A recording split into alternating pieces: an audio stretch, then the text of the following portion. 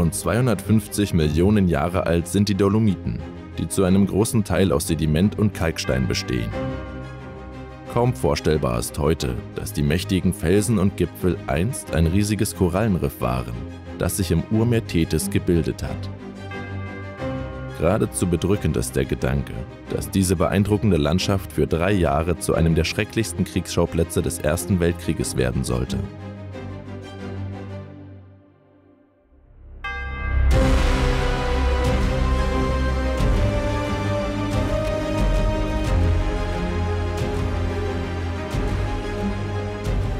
Um in solch unwegsamem Gelände überhaupt wehrhaft zu sein, war die Donaumonarchie gezwungen, eine eigens dafür ausgebildete Gebirgstruppe aufzustellen.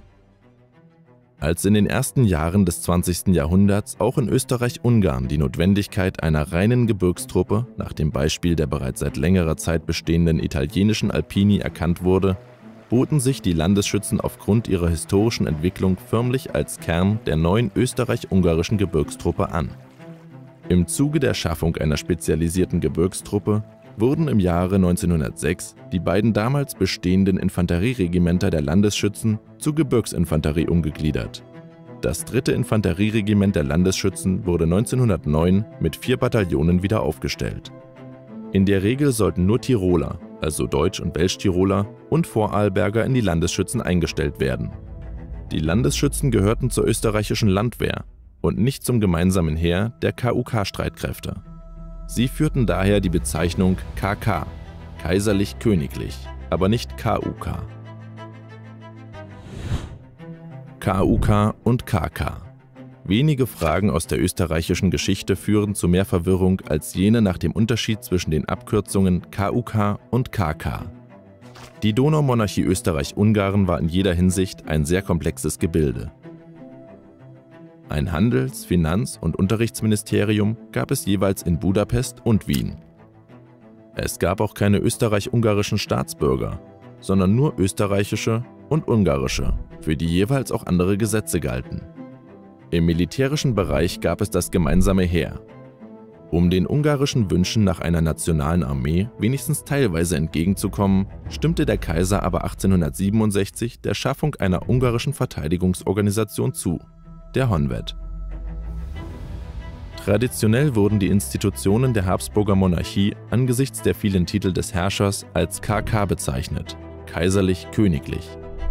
Dabei bezog sich das Kaiserlich auf den Kaiser von Österreich, königlich auf die Würden des Königs von Ungarn, Königs von Böhmen, Königs von Dalmatien, Kroatien und Slawonien, König von Galizien und Lodomerien, Illyrien und so weiter, bis hin zum König von Jerusalem.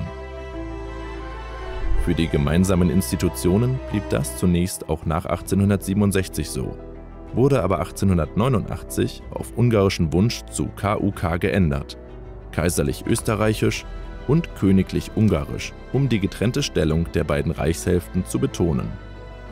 Die nicht gemeinsamen Institutionen der westlichen Reichshälfte blieben KK, kaiserlich-königlich, wobei sich das zweite K nach 1867 eben auf den König von Böhmen und so weiter bezog, aber nicht mehr auf jene von Ungarn.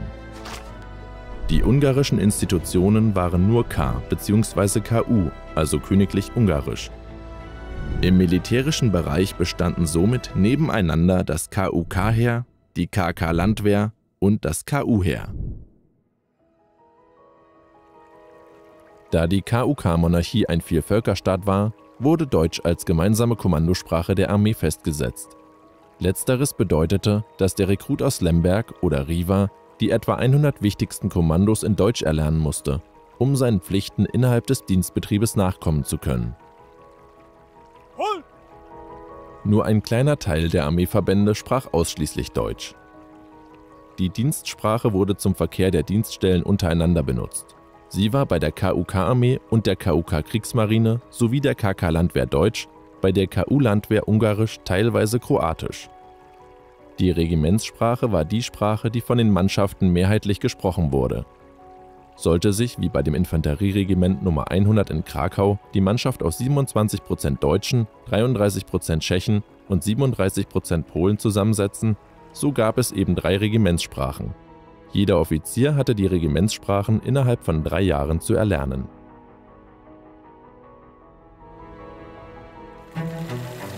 Gegen Ende des 19. Jahrhunderts hatten bedeutende Entwicklungen in der Waffentechnik die Reichweite und Vernichtungskraft der Waffen erheblich gesteigert. Weitreichende Gewehre und Geschütze, massiertes Feuer der Maschinengewehre, vor allem aber das rauchschwache Pulver schufen ganz neue Bedingungen auf dem Schlachtfeld. Um die Truppen überhaupt in das Gefechtsfeld heranführen zu können und sie nicht vorzeitig dem vernichtenden Feuer auszusetzen, mussten sie jetzt so gut wie irgend möglich der feindlichen Sicht entzogen werden. Die veränderten Gefechtsbedingungen stellten ganz neue Forderungen an Bekleidung und Ausrüstung der Soldaten.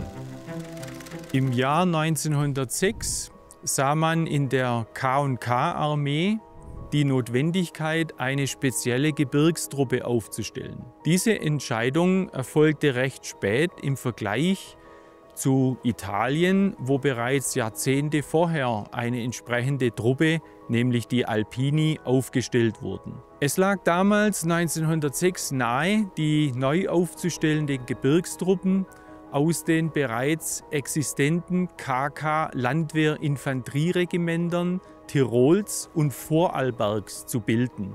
Und so kam es zur Aufstellung der KK-Landesschützenregimenter 1 bis 3. Sie waren römisch durchnummeriert mit römischen Zahlen. Das Regiment 1 Trient, 2 Bozen und 3 Innichen, also im Herzen der Dolomiten, wo wir uns jetzt gerade befinden, inmitten dieser herrlichen Landschaft.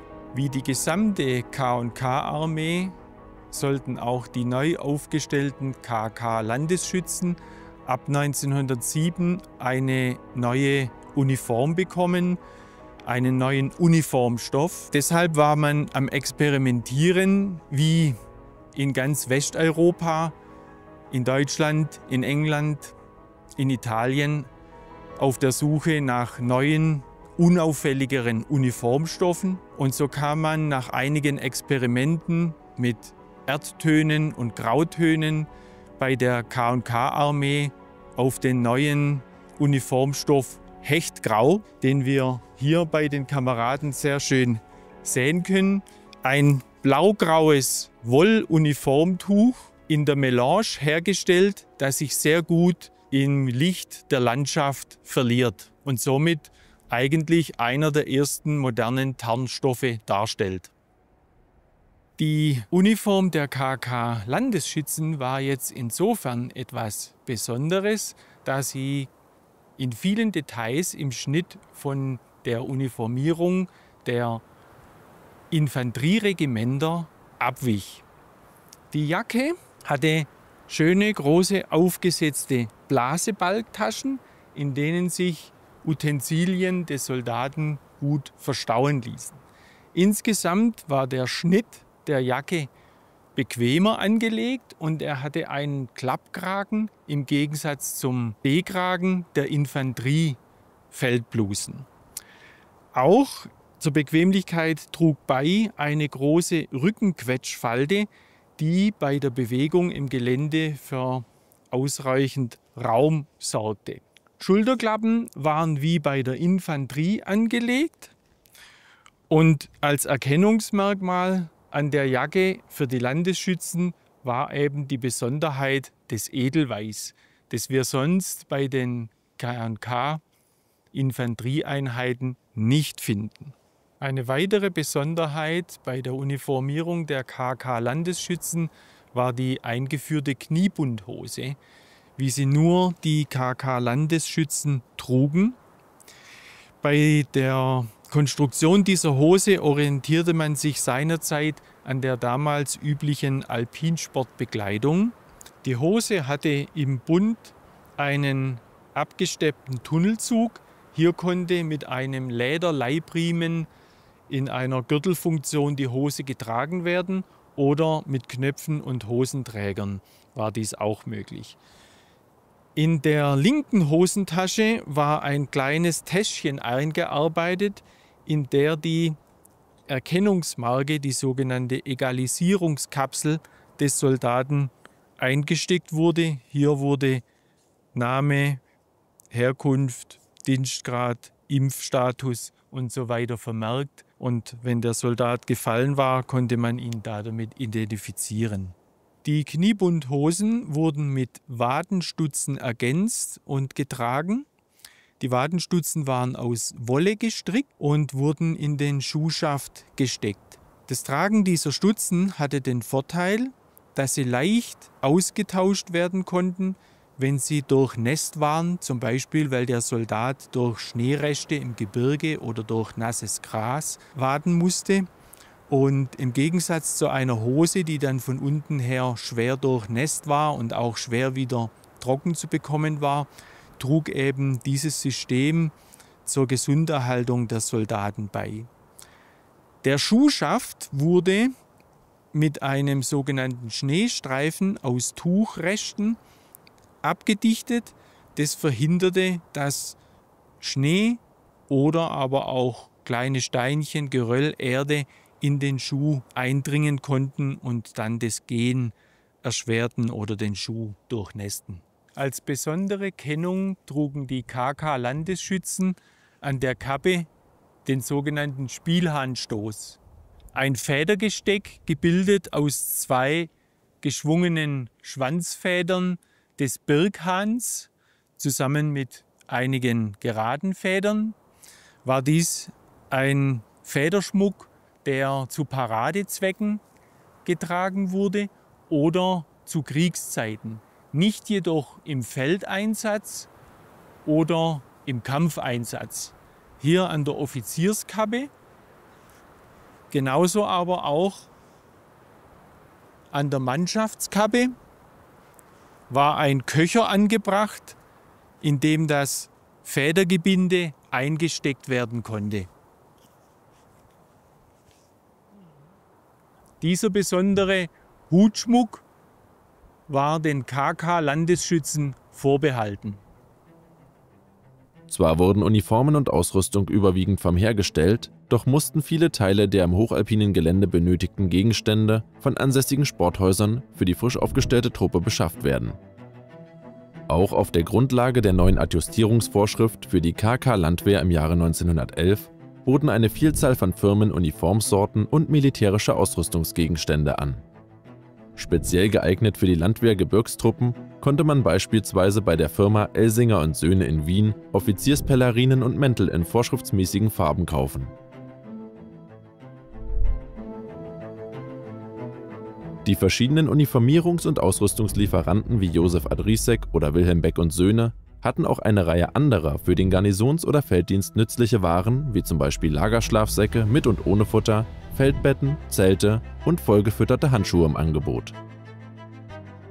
Mit dem Werbespruch »Die schneidigsten Uniformen« bewirbt 1913 der KUK-Hoflieferant M. Wolf in Wien seine speziell für die KK-Landwehr hergestellten Uniformen. Dieser bot auch gleich ein Offiziersuniformsabonnement an, welches über 2 Jahre in Vierteljahresbeiträgen zahlbar war. So sollte die Anschaffung der Uniformen für die an Geldmangel leidenden Offiziere erleichtert werden. Die für die Gebirgstruppen nicht unwichtigen Wintersportausrüstungen konnte man unter anderem bei Wilhelm Pohl oder in dem bekannten Sporthaus Mitzi-Langer-Kauber in Wien kaufen. Es war nicht einfach, jedem Wehrpflichtigen abzuverlangen, bei Eiseskälte, schlechter Sicht oder gar bei Feindeinwirkung sich durch ein Gelände zu bewegen, das zu dem Zeitpunkt kaum erschlossen und bis dahin Bergtouristen, Jägern und allenfalls noch Schmugglern vorbehalten war.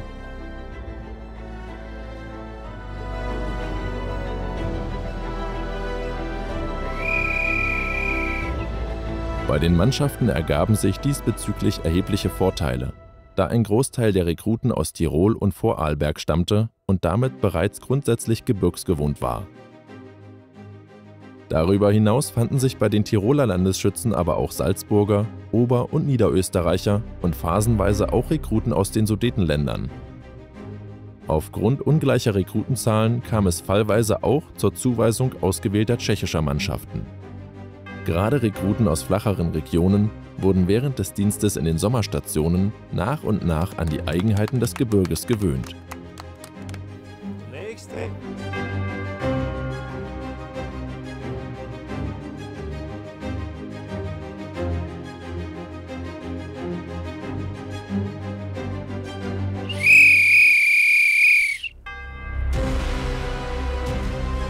Hinsichtlich des Offizierskorps trachtete man danach, nicht nur die Personen einzuteilen, die die volle physische und psychische Eignung für den anstrengenden Dienst im Hochgebirge besaßen, sondern sich auch privat für das Alpinwesen interessierten.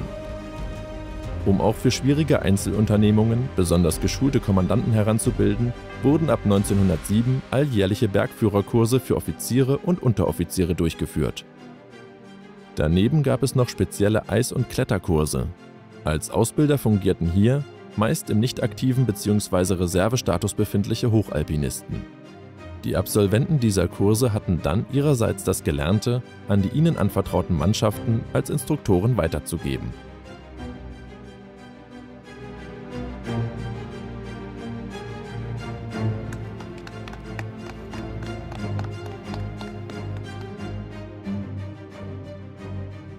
Hier haben wir die Feldadjustierung eines Oberleutnant des Landesschützenregiment 3 Innichen. Das können wir sehr schön erkennen an den Schulterklappenknöpfen in Silber mit einer geprägten römischen 3 für das 3. Regiment der KK Landesschützen, Standort Innichen in den Dolomiten. Auch das eine Besonderheit der KK Landesschützen. Nur diese Truppe hatte römische Zahlen, hingegen die normalen Infanterieregimenter in Österreich-Ungarns Armee hatten arabische Zahlen. An der Uniform des Oberleutnants der KK Landesschützen sehen wir an den Kragenspiegeln 2 Metallgespinststerne, die für Oberleutnant stehen. Einer wäre Leutnant, 2 sind Oberleutnant. Dann das typische Edelweiß, auch aus Metallgespinst gemacht, in besserer offiziersmäßiger Ausführung. Und Schulterklappen, eine Besonderheit in der österreich-ungarischen Armee. Schulterklappen trugen nur die Offiziere der KK Landesschützen. Am Koppel trägt unser Oberleutnant den kurzen Säbel der Gebirgstruppen in offiziersmäßiger Ausfertigung mit einem durchbrochenen Metallgefäß, Griff aus Fischhaut und einem offiziersmäßigen Portepee mit dem Namenszug für den Kaiser. Dieser Säbel wurde nur im Feld getragen, nicht zur Parade oder im friedensmäßigen Dienst. Ein besonderes Kleidungsstück der KK Landesschützen war die Pelerine, ein Umhang, hier in offiziersmäßiger Ausführung mit einem Samtkragen ganz edel gearbeitet. Und auch hier finden wir wieder die Knöpfe in Silber mit der römischen 3 für das 3. Regiment. Konnte vorne also geschlossen werden. Oben gab es einen Kragenknebel und an der Seite einen gearbeiteten Schlitz als Durchgriff für die Arme, wenn die Pelerine vorne ganz geschlossen war. Die hechtgraue Kappe der Offiziere der KK Landesschützen war insgesamt eleganter, höher und steifer gearbeitet wie die der Mannschaften. Oben war das Emblem aus Metallgespinst, Krone mit Namenszug des Kaisers, der Köcher für den Spielhahnstoß und innen war auch ein eleganteres Futter angebracht.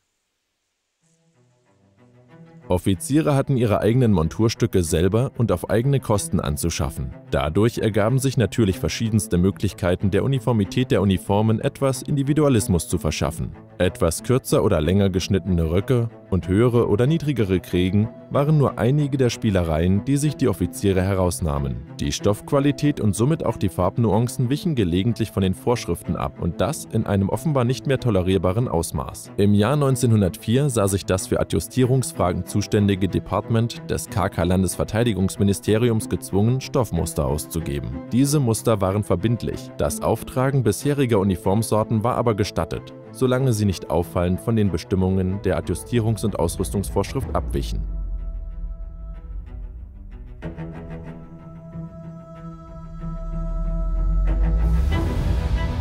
Das, was hier eine kriegerische Handlung vermuten lässt, ist lediglich ein Manöver, wie sie regelmäßig abgehalten wurden, um die Soldaten im Umgang mit einer ganz besonderen Waffe zu schulen, dem Mannlicher Modell 1895 Stutzen. Der M95 wurde als langes Infanteriegewehr für die KUK-Armee entwickelt. Zu Beginn des Ersten Weltkrieges waren etwa 850.000 Infanteriegewehre und 80.000 Stutzen vorhanden. Dazu noch 1,3 Millionen mannlicher Gewehre älterer Bauart. Die Standardbewaffnung der KK-Landesschützen war der kurze M95 Stutzen mannlicher mit einer doppelten Aufnahme für den Riemen, einmal seitlich, einmal unten, konnte man diesen speziellen Riemen der Gebirgstruppen, der schnell in seiner Länge mit diesen Verschlüssen hier verstellbar war, unterschiedlich anbringen, was den Vorteil hatte, dass er unterschiedlich getragen werden konnte. Zum Beispiel bei seitlicher Anbringung eignete sich das mehr, wenn man in schwierigem Terrain klettern oder steigen musste. Das Kaliber 8 mm im Geradezugverschluss wurde geladen mit einem Laderahmen zu je 5 Patronen mit Rundkopfmunition. Wie sein Vorgängermodell M1890 hat das mannliche Modell M1895 einen Geradezugverschluss. Im Unterschied zu seinem Vorgänger mit Stützklappenverschluss handelt es sich jedoch um einen Geradezug-Zylinderverschluss, bei dem die blockförmigen Verriegelungselemente vorne auf der drehbaren Innenhülse des Verschlusses angebracht sind, was die Verwendung stärkerer Munition erlaubte. Mit diesem Geradezugsystem war wie bei den damaligen schweizerischen Schmidt-Rubin-Gewehren eine schnellere Schussfolge möglich als bei Gewehren mit dem Zylinderverschlusssystem Mauser. Die geradlinige Nachladebewegung erlaubte eine Abgabe von bis zu 2 Schuss pro Sekunde. Aufgrund der schnellen Nachladebewegung des Kammerstängels, zurück und vor, wurde der M95 von den Soldaten in der KUK-Armee Ruckzuckgewehr genannt.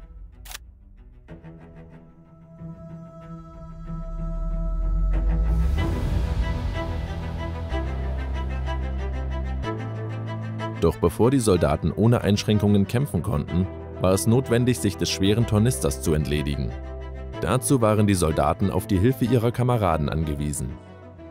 Wie auch die Infanterieeinheiten in der K&K-Armee trugen die KK-Landesschützen den zweiteiligen Kalbfelltornister. Das Besondere an diesem Tornister war, dass er aus einem oberen Kasten bestand und aus einem separierten kleinen Patronentornister. Der Tornister, von einem Tragegestell getragen, konnte für das Gefecht abgenommen werden. Hierzu war oben am Tornister eine Metallnadel durch das Tragegestell gesteckt, die herausgezogen werden konnte und 2 Laschen gelöst trennten den oberen Kasten komplett vom Tragegestell. Im Tornister waren die persönlichen Sachen des Soldaten untergebracht. Wechselunterwäsche, Notration, aber auch Ausrüstungsgegenstände, die für 2, 3, 4 Leute mitgeführt wurden. Auf dem Tornister der lange Mantel und unter der Tornisterklappe Zeltblatt und Zeltzubehör. An der Seite konnte der Spaten alternativ getragen werden, ansonsten war der Spaten an der Koppel angebracht. Mitgeführt im Gefecht war immer der Patronentornister.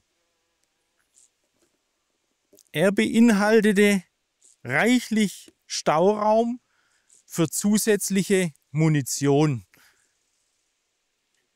Da die Soldaten nun von der Last des zusätzlichen Gepäcks befreit waren, konnten die Schießübungen im Gelände beginnen. Natürlich unter der strengen Kontrolle eines Ausbilders und eines Offiziers.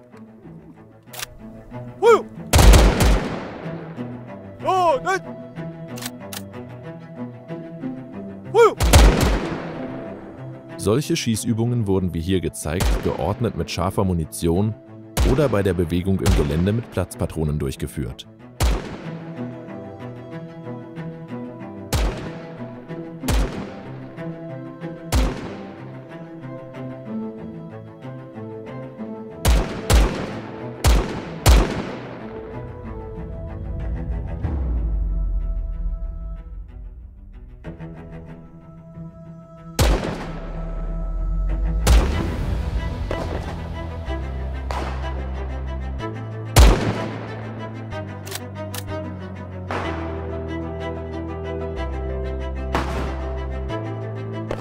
Die Tätigkeit im hochalpinen Gelände wirft natürlich die Frage auf, wie die Soldaten sich vor den dort herrschenden Witterungsbedingungen schützen konnten.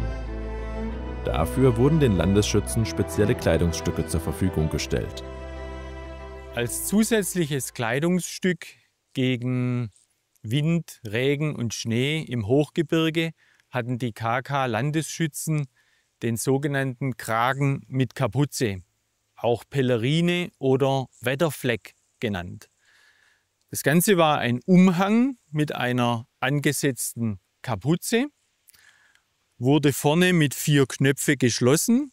2 Riemen ermöglichten es, die Pellerine oder den Kragen mit Kapuze wie einen Rucksack über die Schulter zu tragen.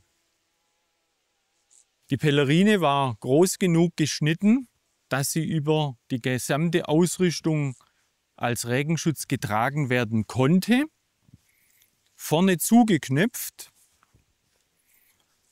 und mit dem Knebel oben am Kragen verschlossen, war sie weit genug, um die Ausrüstung darunter schützend zu verbergen. Eine Besonderheit war eben auch die große Kapuze, die jetzt über die Kappe geschlagen werden konnten und vorne noch einmal mit einer Lasche verschlossen werden konnte. Die KK-Landesschützen hatten den hechtgrauen Mantel der Infanterie auf dem Tornister geschnallt. In einer speziellen Rolltechnik wurde der getragen, konnte abgenommen werden. Hinten mit einer Rückenfalte, um für Bequemlichkeit zu sorgen, mit einer Rückenspange geschlossen und vorne mit 2 Reihen von Knöpfen. Am Kragen die Paroli in der Farbe Jägergrün für die KK-Landesschützen. 2 geräumige Seitentaschen und Ärmelaufschläge. Der Kragen konnte hochgeklappt werden und mit einer Spange als zusätzlicher Kälteschutz geschlossen werden.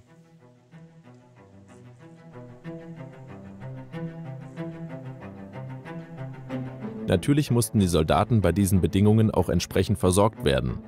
Einem Leutnant standen pro Tag beispielsweise 7 Mund-, 4 Pferd- und 3,5 Brotportionen zu, wobei eine Mund- oder Pferdeportion im Winter mit 4 Gulden 30 Kreuzer und im Sommer mit 3 Gulden angesetzt war. Die Brotportion war mit einem Kreuzer veranschlagt. Den Offizieren und sonstigen Gagisten wurde das Kostgeld ausbezahlt, wovon sie dann für ihre Verpflegung aufzukommen hatten. Bis zum Ende der Kaiserlichen Armee im Jahre 1918 galt das Gebührenreglement von 1858. Hierin war eine Löhnung sowie die Zuweisung, auch Zubusse genannt, an Kost, Brot, Quartier, Bekleidung und Limito Rauchtabak festgelegt. Die Löhnung wurde bis 1913 von 5 zu 5 Tagen ausbezahlt. Die tägliche Brotportion, ein äußerst dunkles Roggenbrot mit 4 Kleie, betrug ca. 840 Gramm und wurde ähnlich der Löhnung alle 5 Tage aus dem Verpflegungsmagazin gefasst. Fleisch war der Hauptbestandteil der Kost, auch freitags. Im Frieden waren dies ca. 190 Gramm, dazu Zuspeise wie Kartoffeln, Nudeln oder Brei. Das Fleisch wurde in der Regel gekocht, manchmal auch gedünstet. Das Frühstück wurde in Natura verabreicht. Dafür wurde berechnet bzw. zur Verfügung gestellt bis 1908 2,5 Heller, ab 1908 bis 1909 4,5 Heller und danach 5 Heller. Dies reichte für 5 Gramm Bohnen-, Malz- oder Feigenkaffee und 10 Gramm Zucker. Oder einen halben Liter Einbrennsuppe aus 26 Gramm Semmelmehl, 10 Gramm Schmalz und 1,5 Gramm Kümmel. Oder einen Viertel-Liter Magermilch. Ein zentral organisiertes Nachtmahl wurde erst 1899 eingeführt. Davor musste jeder für sich selber sorgen.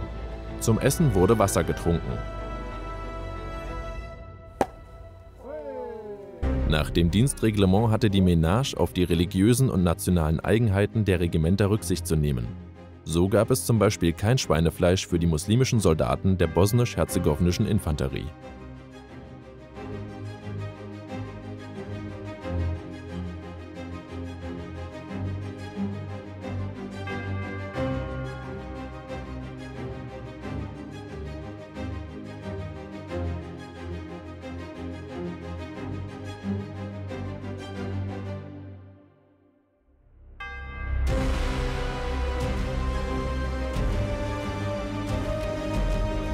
Rückblickend gab es in der europäischen Militärgeschichte zahlreiche Feldzüge und Unternehmen, in deren Verlauf Gebirgslandschaften durchquert oder zu Schauplätzen von Kampfhandlungen gemacht wurden.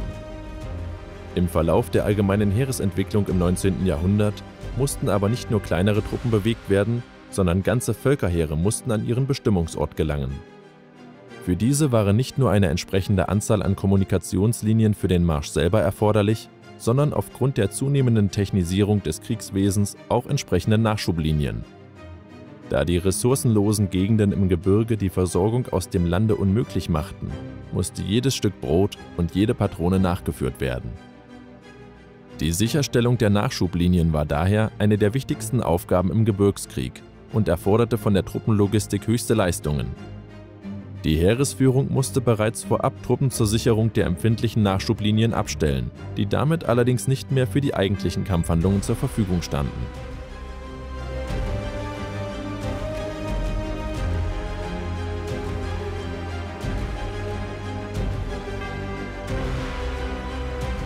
Andererseits ergaben sich dadurch strategisch-taktische Möglichkeiten, da die feindliche Versorgungsführung verständlicherweise mit den gleichen Problemen zu kämpfen hatte.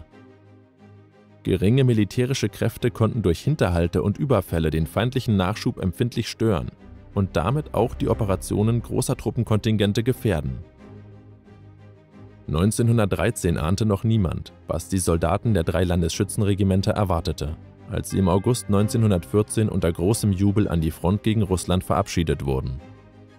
Von Beginn des Ersten Weltkrieges an standen alle 3 Regimenter an der Nordostfront, ehe sie ab Mitte 1915 nach Tirol zurückbeordert wurden.